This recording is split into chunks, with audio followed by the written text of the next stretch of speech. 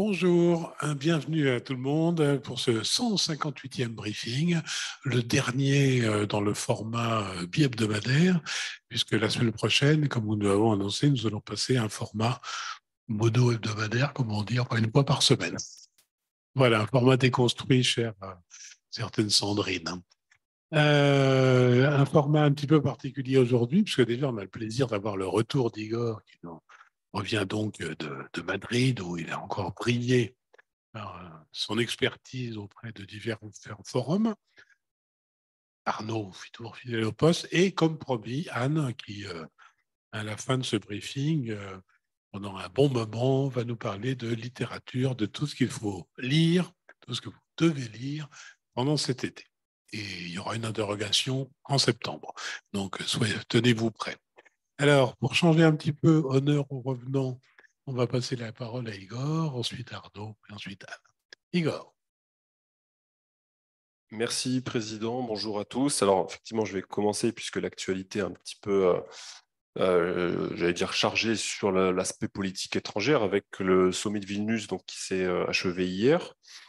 Sommet de Vilnius de l'OTAN, où évidemment le sujet Ukraine était en bonne place dans l'agenda, c'est moins qu'on puisse dire. Alors, il y avait eu un faux suspense qui s'était noué un petit peu sur qu'est-ce qui serait promis, donné, offert à l'Ukraine au cours de ce sommet. On se souvient des humeurs et comment dirais-je, de M. Zelensky qui, à l'approche du sommet, sentant qu'il n'y ait pas grand-chose qui allait a priori tomber de la part de l'OTAN, commençait un peu à s'emporter avec même menacé de ne pas venir au sommet si jamais on ne promettait pas, j'allais dire, une feuille de route assez claire à l'Ukraine en vue d'une adhésion pleine et entière à l'OTAN. Bon, il est bienvenu à Vilnius, évidemment. Alors, qu'est-ce qu'il faut retenir de ce sommet? Bon, l'Ukraine n'a pas obtenu d'adhésion à l'OTAN. C'était quelque chose qui était un petit peu attendu en quelque sorte, mais il a été rappelé dans les conclusions de ce sommet qu'elle avait vocation évidemment à appartenir à l'OTAN une fois la guerre terminée, puisque tant qu'il y a un conflit, je vais dire, actif sur le territoire, eh bien, il n'est pas question d'intégrer le pays dans l'alliance. Néanmoins, M. Stoltenberg a expliqué que une fois que ce conflit serait terminé, eh bien, là, on pourrait considérer une intégration de l'Ukraine et cette intégration, le moment venu, se ferait à ce moment-là sans la procédure du MAP, hein, ce qui est le plan d'action pour l'adhésion, qui est en gros une étape intermédiaire auquel les États candidats doivent se soumettre et qui prend plusieurs années en fait pour préparer le pays à son adhésion pleine et entière au sein de l'OTAN. Bon, là, dans le cadre de l'Ukraine, cette étape intermédiaire serait supprimée. Et d'autre part, s'est tenue la première session du Conseil Ukraine-OTAN, donc qui a été créé à cette occasion. Alors, il y a de nouvelles aides militaires qui ont été annoncées pour l'Ukraine. Alors, la Norvège qui va augmenter son fonds de soutien militaire en le portant à 900 millions d'euros, par exemple, et aussi la France, puisque M. Macron a annoncé la livraison de missiles Scalp, qui sont en fait la version française du Storm Shadow britannique, qui est déjà en activité sur le front. Et donc, la France va aussi donc livrer ces missiles air-sol. On ne sait pas encore dans quelle quantité. On croit comprendre que c'est probablement quelques unités, dizaines, on ne sait pas vraiment. Hein. On ne sait pas non plus dans quel temps, quel délai, mais ce sont des choses qui vont se faire. Alors, il y a le communiqué de l'OTAN, dont je retiens principalement la définition de la Russie. Hein. Donc, je cite le communiqué: la Russie constitue la menace la plus importante et la plus directe pour la sécurité des alliés et pour la paix dans la stabilité dans la région euro-atlantique. Bon, et de manière peut-être plus intéressante, la déclaration du G7 aussi, puisque le G7, donc c'est un communiqué final qui fait 3-4 pages, hein, mais explique que les pays du G7 s'engagent à soutenir donc l'Ukraine aussi longtemps qu'il le faudra, que la sécurité de l'Ukraine est consubstantielle à la sécurité de la zone euro-atlantique. Les deux sont directement liés, bon, ce qui en soi est quelque part est logique. Hein. Des arrangements sécuritaires sont, comment dirais-je, énumérés dans ce document. Autrement dit, dans une hypothétique avenir où il y aurait eu un cessez-le-feu entre l'Ukraine et la Russie, eh bien, si jamais la Russie venait à attaquer ou réattaquer l'Ukraine dans le futur, alors il y aurait des consultations automatiques entre l'Ukraine et les pays du G7, mais il n'y est pas question de garantie de sécurité, il est question d'arrangement sécuritaire. Et ça, c'est toute la nuance. Et ces arrangements sont détaillés puisque les pays du G7 s'engagent à fournir une assistance militaire et sécuritaire à l'Ukraine, donc aussi longtemps que cela est nécessaire, à développer la base industrielle et technologique de défense de l'Ukraine, à fournir la formation des militaires ukrainiens, à développer l'économie ukrainienne et à fournir une assistance financière aussi longtemps qu'il le faudra pour que le pays soit en sécurité et puisse fonctionner. Finalement, cette déclaration du G7, moi, telle que je la comprends, elle entérine en fait un statu quo. Enfin, ce sont des choses qu'on savait déjà, il n'y a rien de très nouveau. Et une fois de plus, dans le phrasé qui compte, on parle bien d'arrangement sécuritaire. Nulle part il n'est question de garantie de sécurité. Il est aussi question, dans ce communiqué, de demander, d'exiger des comptes à la Russie pour le conflit en Ukraine. Alors, en revanche, il y a une déclaration du G7 qui vient compléter un peu ce tableau, qui évoque le sort des actifs russes qui sont gelés, hein, et pour lesquels le G7 s'exprime en disant qu'ils seront dégelés, que ces actifs seront donc dégelés le jour où l'Ukraine aura reçu des compensations pour les dommages qu'elle a subis. Donc ça, en revanche, me semble quelque chose d'un petit peu nouveau, puisque jusqu'auparavant, il n'y a pas vraiment de consensus. On cherchait à utiliser ces actifs, à les faire fructifier. On en a déjà parlé ici. Mais j'ai quand même l'impression qu'il n'y avait pas au sein en tout cas du G7 de position arrêtée sur qu'est-ce qu'on va faire, quel est le sort un petit peu de ces actifs-là. Là, en revanche, il y a une position assez claire qui est prise. Alors, Monsieur Zelensky, avant, on l'a dit la semaine dernière, voilà, venait un petit peu à Vilnius, je n'allais pas dire à reculons, mais pas forcément convaincu d'obtenir ce qu'il voulait. Il s'est emporté quelques fois dans les médias avant le sommet de Vilnius. Là, évidemment, il repart donc sans adhésion de l'Ukraine à l'OTAN, mais avec ce que j'ai énuméré, hein, une nouvelle assistance militaire, des engagements. Faut dire que sa mauvaise humeur et ses commentaires ont un petit peu irrité ses parrains. Je citerai notamment la sortie de Ben Wallace, secrétaire britannique à la Défense, qui a clairement expliqué, alors sa formule maintenant est connue, hein, tout le monde l'a lu, mais que les pays de l'OTAN n'étaient pas Amazon et qu'on ne pouvait pas simplement venir avec une liste de matériel demandé, la soumettre et puis ensuite aller retirer le matériel ou le recevoir. C'est la formule qu'il a employée. Il a dit on n'est pas Amazon. Et il a enjoint son homologue, en tout cas M. Zelensky, à montrer un peu plus de gratitude à l'égard de tous les gestes qui ont été faits pour l'Ukraine depuis plus d'1 an et demi. Et ça a visiblement porté ses fruits, puisqu'une fois de retour à Kiev, M. Zelensky a quand même un petit peu mis d'eau dans son vin et expliqué que finalement les résultats n'étaient pas certes ceux qu'il attendait, mais qu'ils étaient quand même convenables. Et donc on a vu des déclarations un petit peu plus nuancées, dira-t-on.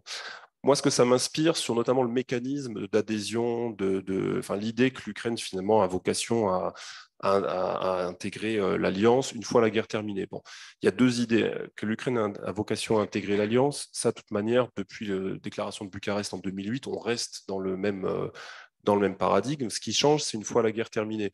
Et là, je voudrais faire le lien avec les accords de Minsk, ou tout du moins, les accords de Minsk, hein, mais tout du moins les mécanismes qui avaient été rajoutés, et notamment les mécanismes qui concernaient la levée des sanctions progressives qui pesaient sur la Russie, dès lors que les clauses des accords de Minsk II étaient mises en œuvre. On se souvient de Mme Merkel, M. Hollande, qui avait expliqué, enfin pour le coup c'était surtout Mme Merkel, qui avait expliqué que voilà, c'est une sorte finalement peut-être de carotte, hein, pour la Russie, qu'elle avait intérêt à jouer le jeu de Minsk II, comme ça les sanctions seraient progressivement levées.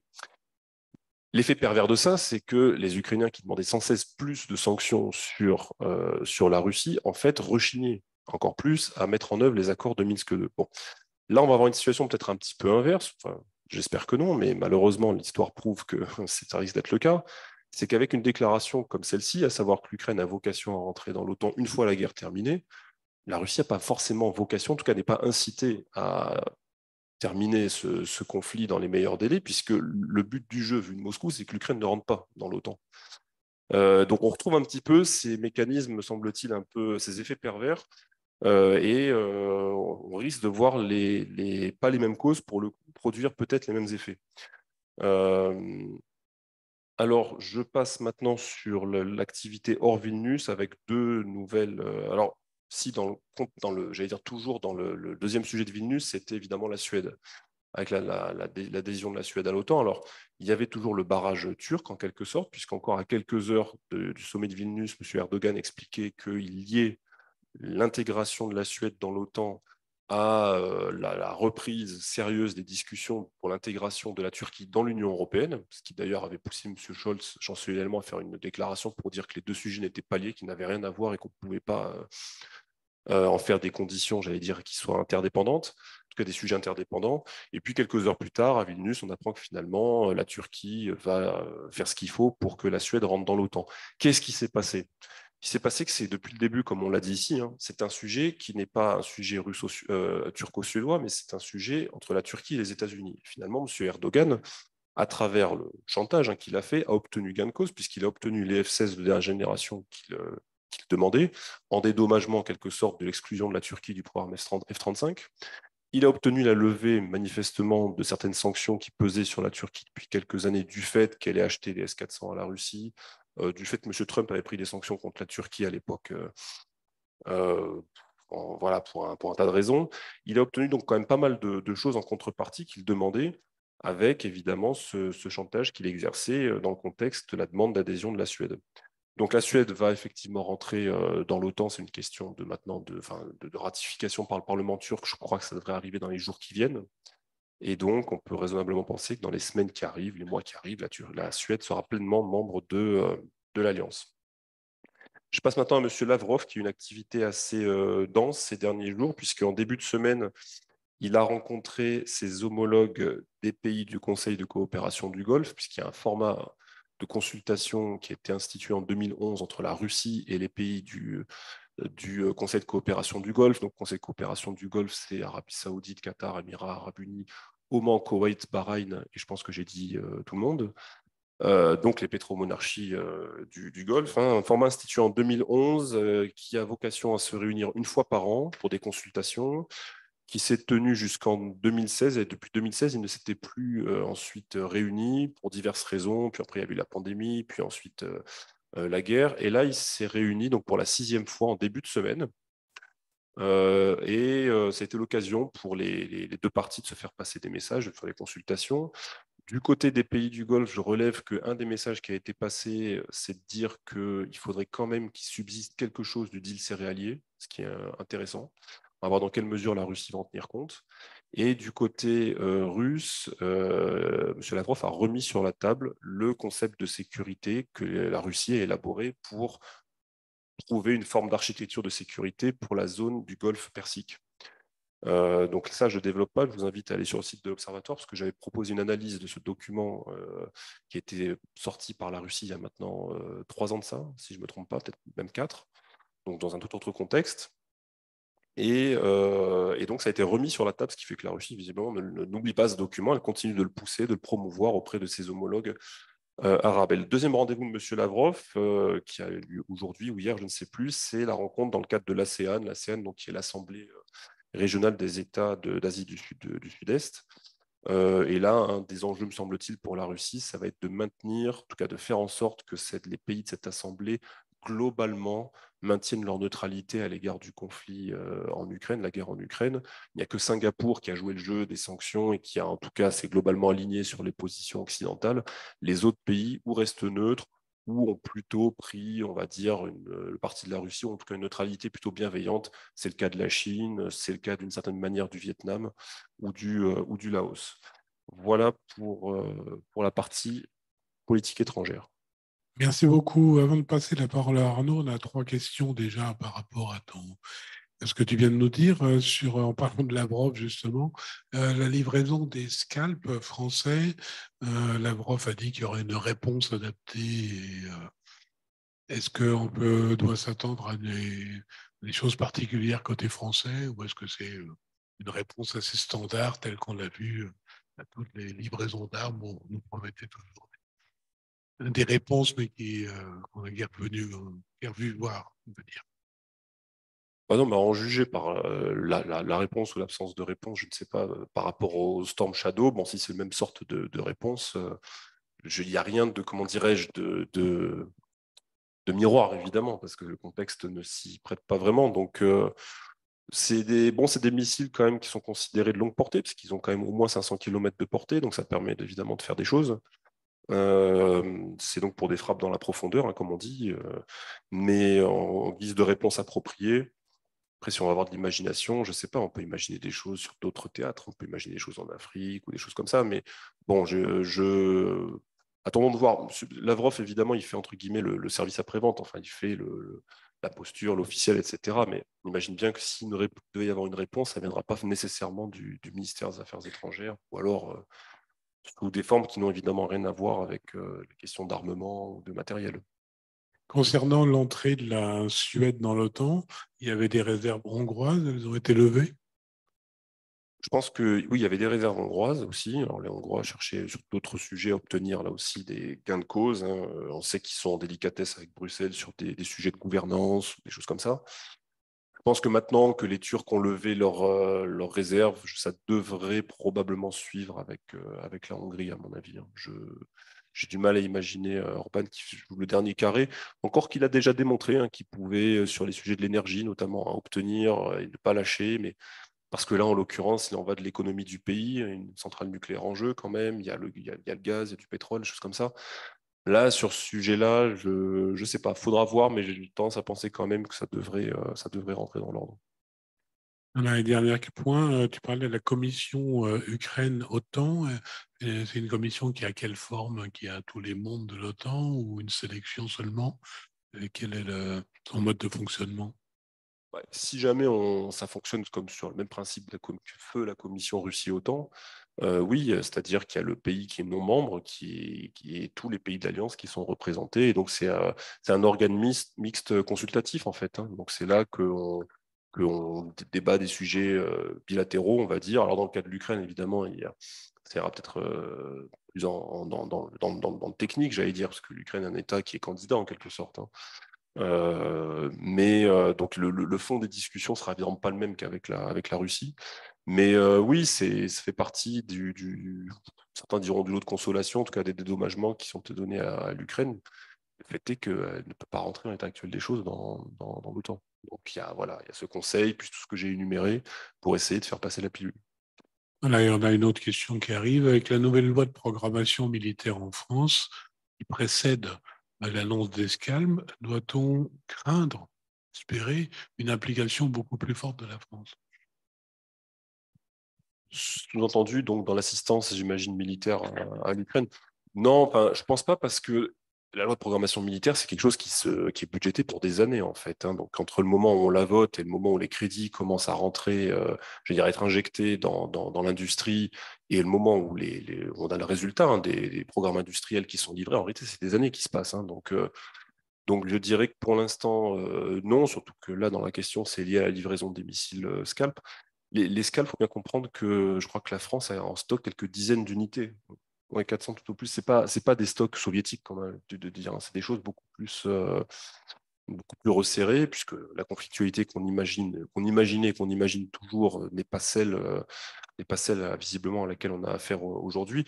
Et d'ailleurs, à en lire les orientations de cette loi de programmation militaire, je ne crois pas qu'il y ait non plus, comment dirais-je, il n'est pas question de commander des centaines de blindés, des centaines de pièces d'artillerie, etc. Donc je crois comprendre que les gens qui l'ont élaboré n'imaginent pas un conflit de haute intensité sur le territoire national à l'horizon des 20 ou 30 années. Autrement dit, ça reste la dissuasion nucléaire pour la France et plutôt l'idée de faire de la projection, des missions de projection, mais évidemment avec cette souci quand même d'être capable de soutenir je vais pas dire dans le temps, mais en tout cas sur une échelle de temps bien plus resserrée, ce qui est décrit comme un conflit de haute intensité. Donc évidemment, ça fait débat en France, parce que les gens s'attendaient à ce qu'il y ait beaucoup plus de stocks, de voilures qui ressortent, mais ce n'est pas vraiment le cas. Notre auditeur te remercie de ces explications. Voilà, on va passer la parole à Arnaud qui va nous parler de politique intérieure et puis d'icônes magiques. Oui, d'icônes magiques. à défaut d'économie, deux sujets de politique intérieure. D'une part, les conséquences du renvoi du chef de la 58e armée russe, le général Popov, pris ce matin, et d'autre part, les suites de la saga autour de l'icône de Roubliov, la fameuse Trinité, qui est au cœur d'un bras de fer entre l'Église orthodoxe russe et le monde de la culture au sens large. Depuis quelques semaines, on en avait déjà parlé ici. Premier point, donc, à la lisière du politique et du militaire. Hier soir, le général Ivan Popov, commandant de la 58e armée, a enregistré une allocution de quelques minutes diffusée via un canal restreint, réservé au chef d'unité de la 58e armée, qui est déployé sur le front sud ukrainien, dans la région de Zaporogié. Dans ce message, il annonce avoir été démis de ses fonctions la veille par, je cite, les grands chefs. Et il explique pourquoi, selon lui, c'est sa franchise sur certains points qui a valu cette décision. Il avait notamment attiré l'attention du chef d'état-major général, du ministre de la Défense, sur la nécessité de faire tourner les unités qui sont en première ligne depuis des semaines et des semaines. Il avait attiré également l'attention sur certains points plus spécifiques, notamment la lutte anti-batterie et sur les pertes de ces unités. Et donc, ce message a ensuite été diffusé, révélé au grand public par l'intermédiaire d'un député qui lui-même est un ancien général et un ex-commandant de cette même armée, le député Gourouliov, qui a fait parler de lui d'ailleurs ces dernières semaines, puisque de temps en temps, il révèle des informations. C'est lui en particulier qui, en début de semaine, avait révélé le décès d'un général russe à Berdiansk, le général Tsokov. Alors, les échos à cette affaire sont assez importants pour plusieurs raisons. D'abord parce que le général Popov est très populaire parmi ses troupes, notamment, et c'est sans doute le plus important. Par ailleurs, la 58e armée, ce n'est pas une armée comme les autres en réalité en Russie. Pourquoi? Parce que c'est elle qui a été le fer de lance des troupes russes pendant les deux conflits tchétchènes. Elle est stationnée dans le Caucase du Nord. Donc c'est une armée qui a une très forte expérience des combats, ce qui n'était pas le cas avant la Syrie et surtout l'Ukraine de beaucoup d'unités. C'est une armée qui a produit beaucoup de hauts gradés qui ont fait carrière par la suite. D'ailleurs, le fameux Gerasimov, le chef d'état-major, a été le numéro 2 de la 58e armée au début des années 2000. Autre raison qui explique l'écho que trouve cette affaire Popov, c'est évidemment parce qu'elle intervient après les événements des 23 et 24 juin, donc la mutinerie de Prigojine, et surtout parce qu'on ne sait toujours pas, par exemple, ce qui est advenu du général Sourovikine, ex-commandant de l'opération spéciale en Ukraine, dont on est sans nouvelles depuis maintenant 15 jours. Alors, cette affaire prend un tour politique, surtout depuis que M. Andrei Tourtchak s'en est saisi. Qui est M. Tourtchak? Vous le savez peut-être. C'est le numéro 2 du Conseil de la Fédération, c'est-à-dire la chambre haute du Parlement, le Sénat en quelque sorte en Russie. C'est le numéro 2 du parti Russie Unie, le parti du pouvoir. Il est par ailleurs président d'un groupe de travail sur l'opération militaire spéciale qui rend des comptes régulièrement au président Poutine. Et que dit en substance Tourtchak ce matin? Il soutient Popov, le général, et il estime par ailleurs, c'est un message qui est un peu moins clair, que l'armée doit rester en dehors de la politique. Que révèle cet épisode? D'une part, que rien n'est apaisé, rien n'est tranché, rien n'est aplani entre l'état-major général, le pouvoir politique et ce que j'appelle finalement la Russie combattante. Il y a eu Prigojine, il y a 15 jours. Aujourd'hui, un général qui sort du bois, qui s'exprime Alors, je ne sais pas si on peut qualifier l'armée russe de grande muette, mais enfin si, je le pense, de façon générale. Donc, ça sort de l'ordinaire. Et certains observateurs russes estiment, de ce point de vue-là, que l'affaire Prigojine a ouvert les digues, finalement. C'est que la parole est en train de se libérer, alors même que la tendance ces derniers jours était plutôt à une reprise en main par Gerasimov et Shoigu de l'appareil militaire, mise au pas informationnel, médiatique, prise de contrôle de certains arsenaux de Wagner. Là, c'est vraiment c'est du plus mauvais effet pour Shoigu, pour Gerasimov.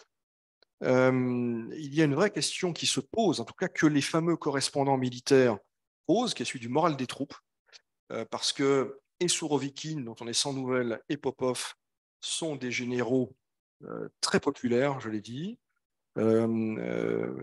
Et puis, cette situation elle est d'autant plus paradoxale que sur le terrain, les choses se passent pas trop mal, voire même plutôt bien pour l'armée russe.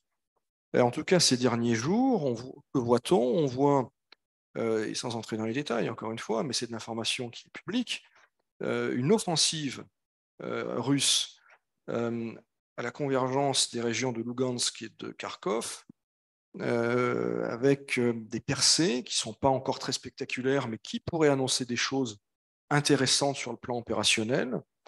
On voit que les Ukrainiens, par ailleurs, continuent à se casser les dents sur la fameuse ligne Sourovikine au sud, et que ces dernières heures, les Russes, là aussi, contre-attaquent.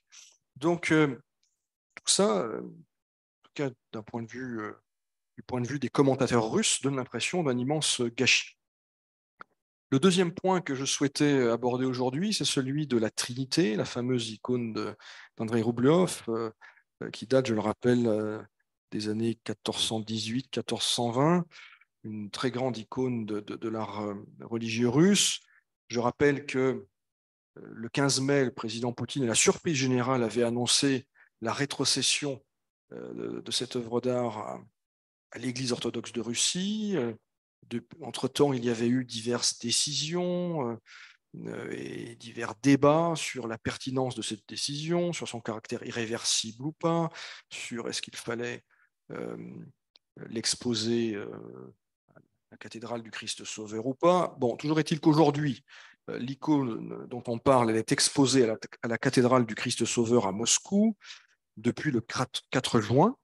Initialement, cette exposition devait durer 2 semaines, et puis ça a été prorogé d'1 mois, donc théoriquement, l'icône se trouve là-bas jusqu'au 19 juillet. Les faits, quels sont-ils? Eh bien, hier, on a appris que l'Église orthodoxe de Russie et le ministère de la Culture avaient signé un accord sur le transfert pour une durée de 49 ans de l'icône à l'Église. Donc ça, c'est un élément nouveau. Que va-t-il se passer concrètement? En fait, on n'est pas vraiment beaucoup plus avancé. On sait que théoriquement, l'icône doit être transmise au centre Grabar, qui est spécialisé dans la restauration, le maintien en condition des œuvres d'art et des icônes en particulier, pour une durée qui n'est pas déterminée, et qu'ensuite elle devrait rejoindre donc Serguiev Posad, le monastère, le grand monastère de l'Église orthodoxe, qui est le siège de l'Église orthodoxe russe. Cette affaire est vraiment intéressante, elle est même assez fascinante pour les personnes qui s'intéressent de près à la politique russe et au circuit de décision finalement, et aux stratégies de lobbying ou de neutralisation des décisions de la puissance publique. C'est vraiment, je pense, un cas d'école sur finalement d'abord l'opacité de la prise de décision, ensuite sur les stratégies des uns et des autres pour la contourner, pour essayer de minimiser la portée de la décision du chef de l'État, ce qui n'est pas rien, pour noyer le poisson, si j'ose dire, enterrer la chose. Encore une fois, cet épisode est intéressant aussi en termes de clivage au sein même du pouvoir entre les personnes qui soutiennent cette décision et celles tout aussi conservatrices qui y sont opposées. Quelles leçons en tirer? Évidemment que c'est une victoire de l'Église orthodoxe russe. Est-ce que c'est pour autant une victoire du patriarche Cyril? Ce n'est pas certain, puisque de sources russes convergentes, l'idée même de la rétrocession de l'icône viendrait non pas du patriarche, mais du métropolite Tikhon, alias Shevkunov, qui est en poste à Pskov, au monastère des Pichore, et auquel on prête une grande influence au sein de l'Église, auprès de Vladimir Poutine, mais également dans le public russe, puisque, et je vais faire une transition, Président, que tu vas sans doute apprécier, c'est celui qui a vendu le plus de livres en Russie l'année dernière. Eh bien, effectivement, c'est une transition toute trouvée après l'évocation de cette tempête dans un bénitier, cher Brassens. Voilà. On va revenir à la littérature pure et dure. Et puis Anne, voilà, notre grande littéraire. Alors, vous la connaissez tous, vous l'avez déjà vue, éditrice, traductrice, voilà, professeure, promotrice de la littérature française en Russie et russe en France. Enfin, voilà, ce que tout le monde cherche toujours, dire qu'est-ce que c'est que vraiment un pont entre nos pays.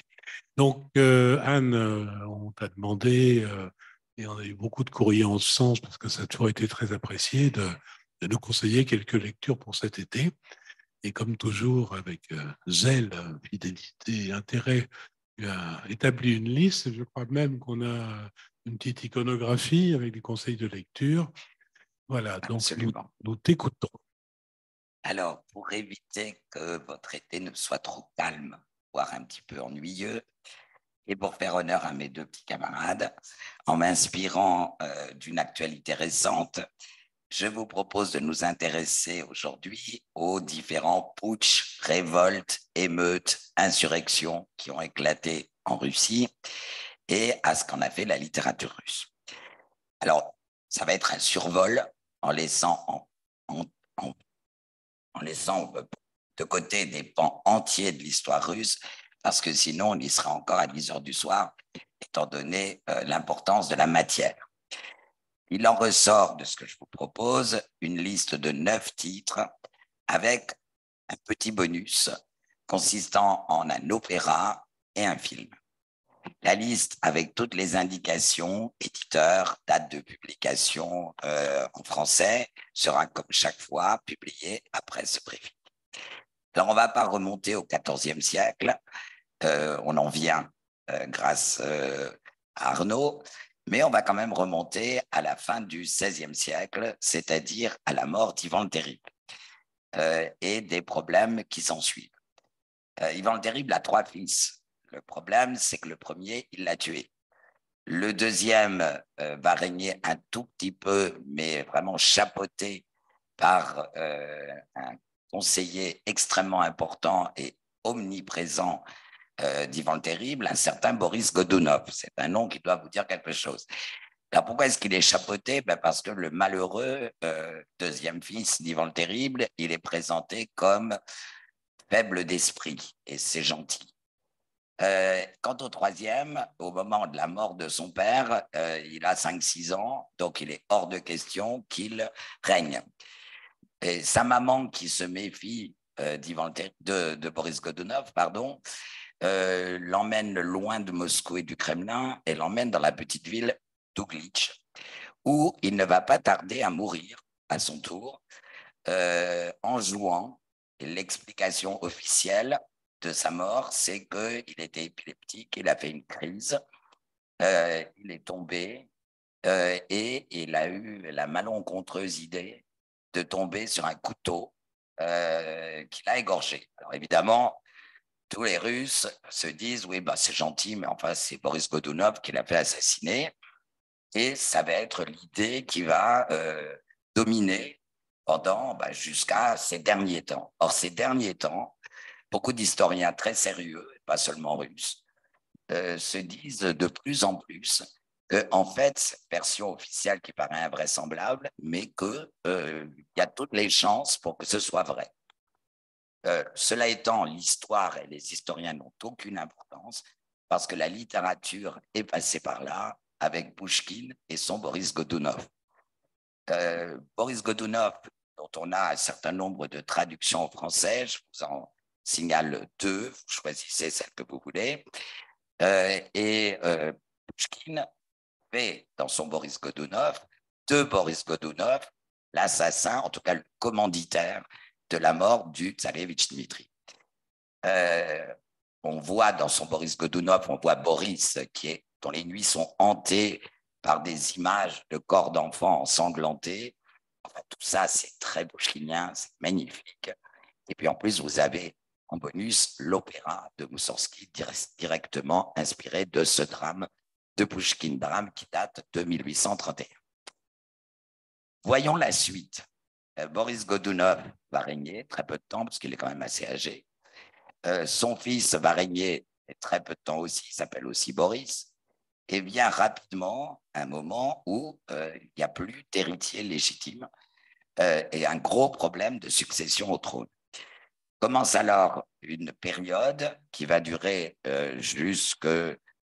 presque jusqu'en 1615, et qui va rester dans l'histoire sous le nom de temps des troubles, où on va voir apparaître une multitude d'usurpateurs qui affirment être le tsarevitch Dmitri, qui aurait miraculeusement échappé à son bourreau et à la mort. Ils vont régner, il y en a deux qui vont arriver jusqu'au Kremlin et qui vont, et ça, moi, ça me fascine toujours, rester dans la liste des souverains russes sous le nom de Faux Dmitri Ier et Faux Dmitri II. Le troisième n'a pas son numéro parce qu'il n'est pas arrivé jusqu'à Moscou et jusqu'au Kremlin. Ils vont régner, ces Faux Dmitri Ier et II, peu de temps, pour la simple raison qu'après un engouement populaire très réel, la Russie croit toujours au miracle et aime croire au miracle. On assiste à un retournement de l'opinion. La raison en est que tous ces Faux Dmitri sont dûment soutenus, financés et armés par les polono-lituaniens. Donc, vous voyez, ça, c'est des vieilles histoires. Le chaos du temps des troubles prend fin à partir de 1613, date de l'élection du tsar Michel. Il a été élu, bon, pas démocratiquement, hein, mais par le Conseil. Élection du tsar Michel, qui va être le premier Romanov, le dernier étant Nicolas II, jusqu'à son abdication en 1917. Alors, un auteur français, pour changer un peu des auteurs russes, au demeurant premier traducteur de Pouchkine, va se passionner pour ces histoires de Faux Dmitri. J'ai nommé Prosper Mérimée, qui va écrire une histoire du temps des troubles, très colorée à la façon de Mérimée, parue sous le titre Les Faux Démétrius. C'est l'époque où on traduisait. Bon, on a toujours coutume en français de traduire les noms des princes et des souverains. Mais il y en a maintenant qu'on ne traduit plus. J'ai trouvé un texte déjà assez ancien où il était question du règne de Jehan le Terrible. Ça, on n'oserait plus aujourd'hui. Donc, les Faux Démétrius, on trouve ce livre sur Internet pour vraiment 3 francs 6 sous. On le trouve même gratuitement sur le site Gallica de la BNF. C'est réellement une curiosité qu'il vaut la peine, à mon avis, de lire ou même de survoler, feuilleter. Je saute par-dessus le règne de Pierre le Grand et de son père, bien qu'il y ait pas mal de choses à dire sur notre sujet, et j'en arrive directement à la fin du siècle des tsarines, c'est-à-dire le 18e, pour parler de Catherine II. Alors, Catherine II, c'est une petite princesse allemande qu'on a amenée à épouser le futur Pierre III. On a pu trouver qu'une petite princesse allemande de rien du tout, parce qu'il faut dire que le fameux Pierre III, ce n'était pas un cadeau. Beaucoup plus maligne que lui, elle va s'arranger pour le faire assassiner et ceindre la couronne qu'elle va garder de 1762 à 1796. C'est quand même un grand règne. Coup d'État donc, pour lequel je vous propose un film de 1934, réalisé par Steinberg, sous le titre L'Impératrice rouge. Pour moi, c'est une petite merveille, ce film, avec Marlène Dietrich dans le rôle titre. Un décor terriblement hollywoodien, mais la belle Marlène est fantastique dans le rôle de l'impératrice meurtrière de Marie.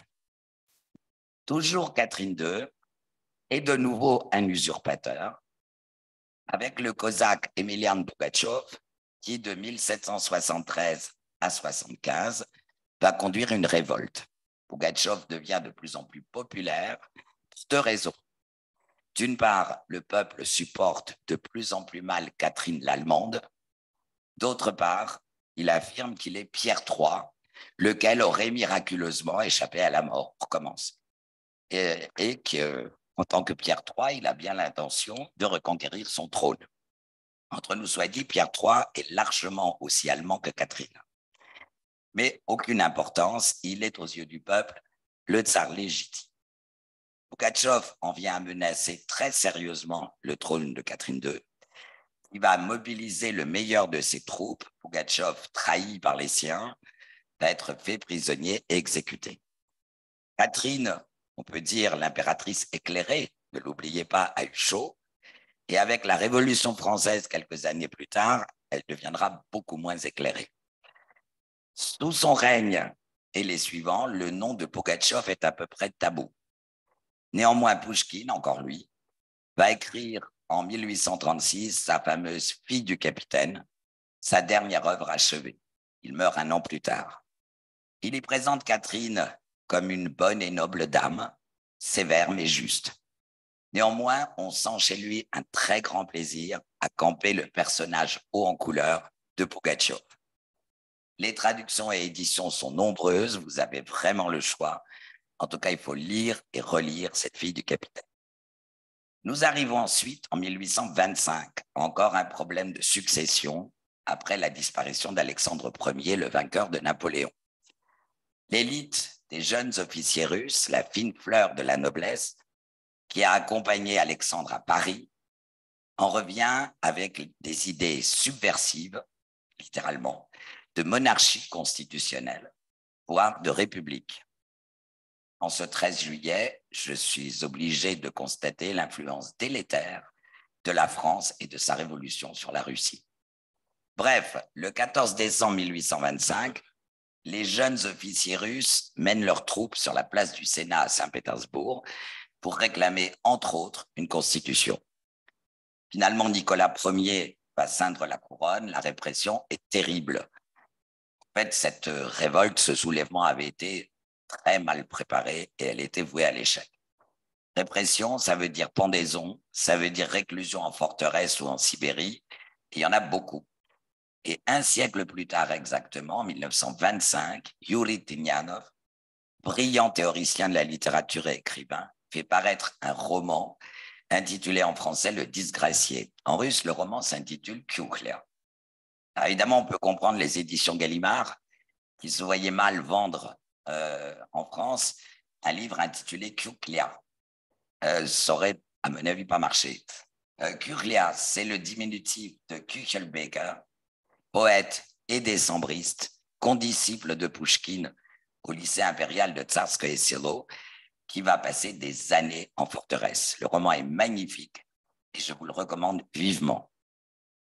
Toute la seconde moitié du 19e siècle est marquée par des troubles divers et variés, notamment une longue liste d'attentats. Je ne vais pas m'étendre sur ce point, il vous suffit de lire ou de relire Les démons, aussi traduits par Les possédés de Dostoïevski. Il en existe plein de traductions et éditions, toutes ont leur intérêt. C'est pourquoi j'ai choisi de n'en signaler aucune en particulier et d'illustrer cette partie par une page du manuscrit de l'auteur, assez intéressante, ne serait-ce qu'avec les petits dessins. Nous arrivons à la défaite de la Russie dans sa guerre contre le Japon en 1904 et 1905 et aux graves troubles qui s'ensuivent. Révolte paysanne, grève et violence dans les usines et les fabriques, j'en passe et des meilleurs. C'est ce que les bolcheviks appelleront ensuite la répétition générale d'octobre 1917.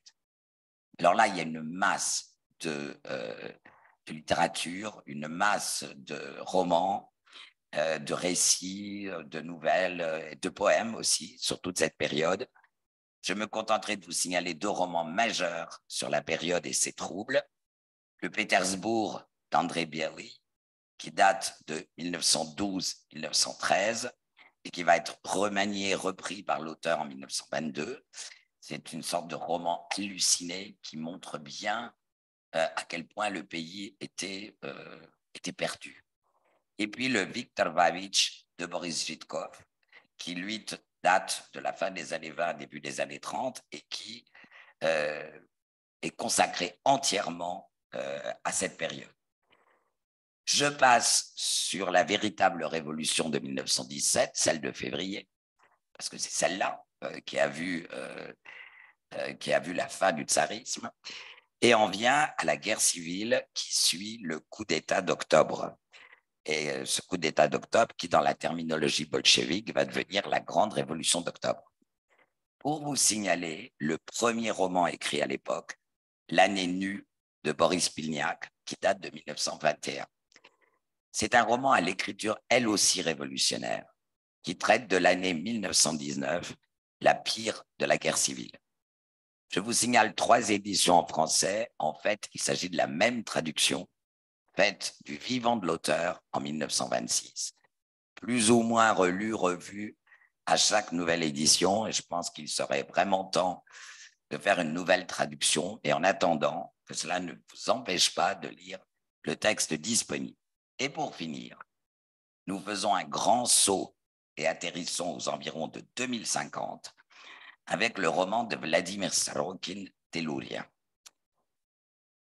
Dans ce roman, l'ensemble du continent européen est au terme de plusieurs guerres et révoltes dans le chaos le plus complet. La Suisse est en cendres, la France ne vaut guère mieux, la Suède n'en finit pas de se battre contre l'islam, etc., etc., etc. La Russie, elle, n'existe plus telle que nous la connaissons aujourd'hui. Demeure autour de Moscou une petite Moscovie. Le reste du territoire actuel est divisé en une myriade de monarchies, dictatures, républiques, régions indépendantes et j'en passe. On trouve ainsi une minuscule URSS, ce qui veut dire Union républicaine socialiste stalinienne, sorte de Disneyland créée autour de la figure non de Mickey, mais de Staline.